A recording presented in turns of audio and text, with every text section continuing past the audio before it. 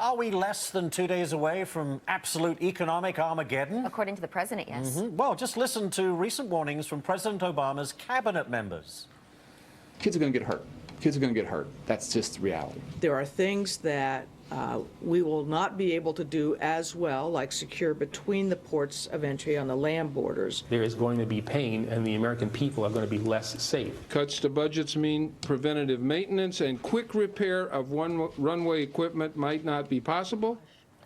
Pain, hurt, safety. But if you listen to the American people, well, sounds a little bit different. According to a Gallup poll, 37% said they would tell their members of Congress to let the spending cuts go into effect as scheduled. 45% said they'd like to see Congress pass a measure to avert the cuts. Not exactly is it the overwhelming number that reflects the alarm bells that we have been hearing. Time now for Lou Dobbs to jump in. The sky is not going to fall, is it?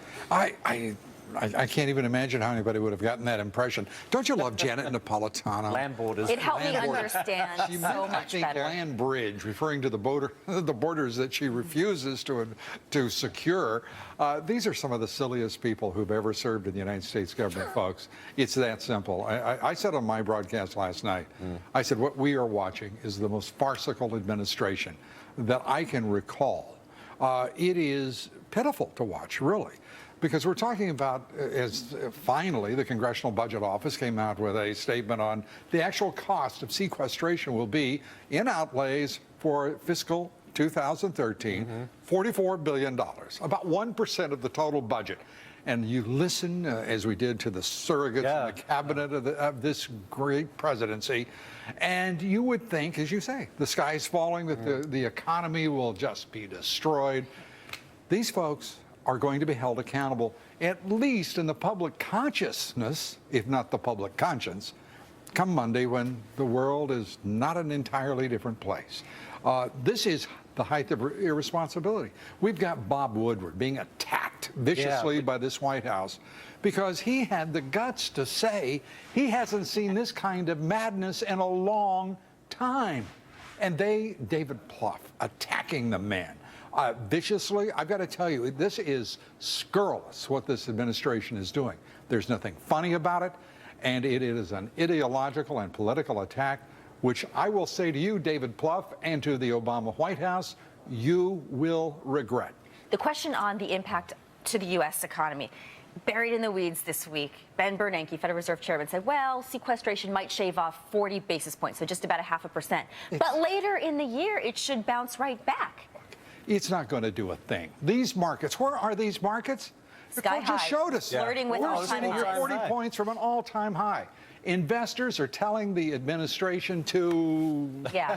That was a better hand gesture than Napolitano, by the way. Well, it was more of an arm gesture. I mean, these markets are saying, you know, you're behaving like idiots in Washington. We have no time for it. We've got a vote coming up on a Republican plan that would effectively turn over to the administration the power for $85 billion in cuts. This is a gambit by the Republican Party in the midst of a very important moment in history, and their political cuteness just overwhelmed them. Lou, do you think this is crazy? Do you think the Republicans are going to be able to stick by their guns and prevent any more tax revenue increases? How do you think this is all going to sort out? I think it's going to basically go ahead. It's going to amount to nothing. And if the Republican Party is not careful here,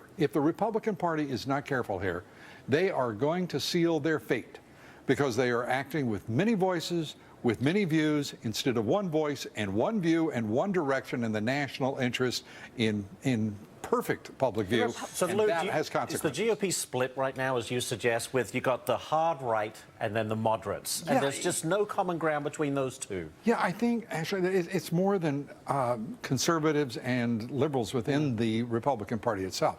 This is a contest. I mean, you've got Eric Cantor and John Boehner. It's hard to describe them as significantly principled conservatives. It's impossible to call them much more than moderates. But yet there is a contest, if you will, that for anonymity, for whatever reason, they simply can't find a message, a position that they hold so dear that they will go forward with a message. And that seems to be the problem. You know, I was talking with Senator John Barrasso, who is, I think, one of the finest senators in this country. And he is a clear and intelligent voice. There are few right now operating. I mean, we watched the Republican spectacle of challenging Chuck Hagel, and then 2 weeks later vote for him.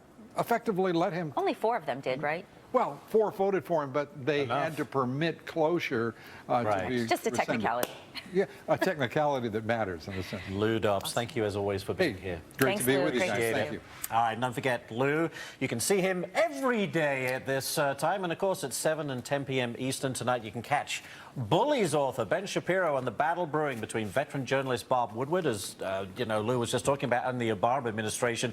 Woodward claims the administration has threatened him for simply telling the truth about sequestration. And You'll I'm on Lou's regret it, I A-team think. tonight, too. What's that? I'm on Lou's A-team tonight. Oh, too. you Yeah. are? Yeah. Wow. So, It's all-star had to throw that in cast. there. That's We say right. A, we mean ace. Ace.